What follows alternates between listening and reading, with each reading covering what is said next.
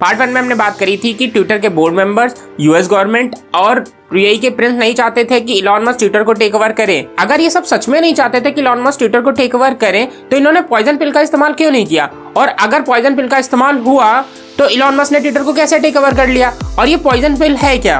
Part 1 में मैंने ये भी बताया था कि ट्विटर इलॉन मस्क को बोर्ड मीटिंग के लिए इनवाइट कर रहा था, लेकिन इलॉन मस्क ने रिफ्यूज कर दिया था। लेकिन ट्विटर इलॉन मस्क को बोर्ड मीटिंग ज्वाइन करने के लिए क्यों फोर्स कर रहा था? तो इन सारे सवालों के जवाब अभी तक हमें नहीं मिले हैं। इस वीडियो में हम इन सारे सवालों के जवाब ढूंढेंगे। अगर आपको ये वीडियो समझनी है तो आपको पार्ट 1 देखना पड़ेगा। उसका लिंक डिस्क्रिप्शन में भी दे रहा हूँ और आई बटन पे भी लिंक आ रहा होगा। तो पहले आप पार्ट 1 वीडियो देखिए, तब जाके इस वीडियो को आप समझ पाएंगे।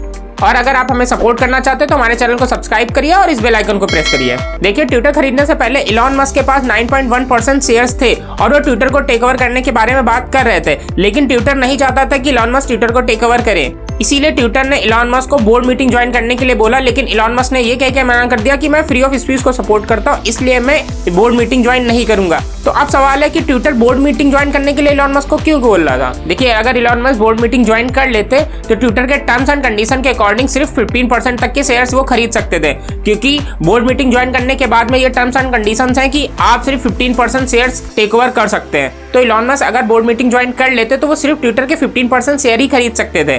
तो अगर ये बात मुझे पता है तो इलॉन मस्क को भी पता होगी, इसी वजह से उन्होंने बोर्ड मीटिंग ज्वाइन करने से मना कर दिया।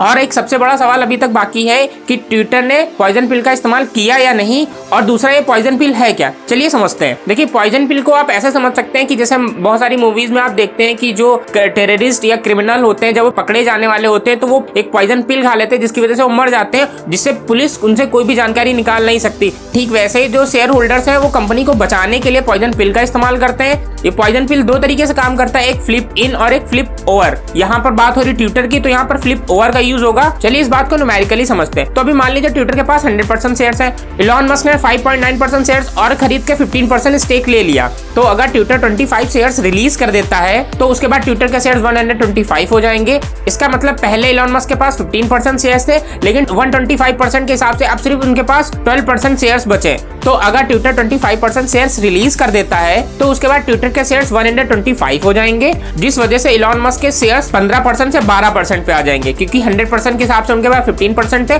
और 125% के हिसाब से उनके पास 15% होने चाहिए, जो कि 12% होता है। तो इस तरीके से पॉइजन पिल वर्क करता है और कंपनी की वैल्यूएशन काफी ज्यादा बढ़ जाती है। तो यही रीजन है कि पॉइजन पिल का इस्तेमाल करते हैं। और ये पॉइजन पिल का इस्तेमाल 1980 में किया गया। तो कई बार बहुत सारी कंपनीज इसका इस्तेमाल किया, याहू से लेके फेसबुक तक हर कंपनी ने अपने आप को बचाने के लिए पॉइजन पिल का इस्तेमाल किया है। तो अब सवाल है कि क्या ट्विटर ने पॉइजन पिल का इस्तेमाल किया? तो इसका जवाब है नहीं। इसके पीछे दो सबसे बड़े रीजन है। देखिए, पॉइजन पिल की वजह से जो कंपनी के शेयर्स है वो तो बढ़ जाते हैं, लेकिन उसकी मार्केट वैल्यू बहुत ज्यादा डाउन हो जाती है। तो अगर आपको पता होगा, ट्विटर को टेक ओवर करने से पहले ट्विटर ऑलरेडी घाटे में चल रहा था, लेकिन जो कंपनी ऑलरेडी घाटे में चल रही, इलॉन मस्क उसको खरीदना चाहते हैं। अगर कंपनी पॉइजन पिल का इस्तेमाल करती भी है तो कोई फायदा होगा नहीं।